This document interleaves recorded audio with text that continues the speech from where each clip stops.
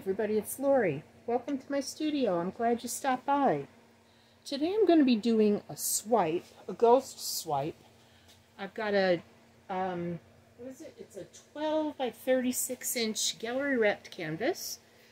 I'm going to do a black background, so I painted the sides and the edges here with the black straight out of the bottle so that I don't have to worry about getting those edges covered.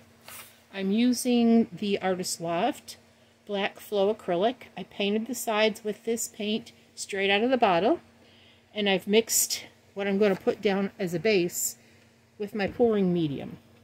And all of that will be included in the description below so that you don't have to worry about remembering any of this, but I want to let you know while I'm talking to you.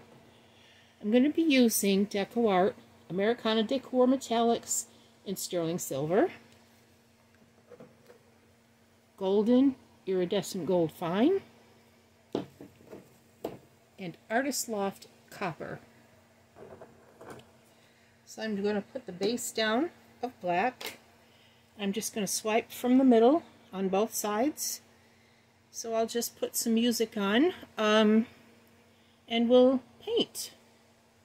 I hope you enjoy the painting. Stick around to the end for the finished results and we'll go from there.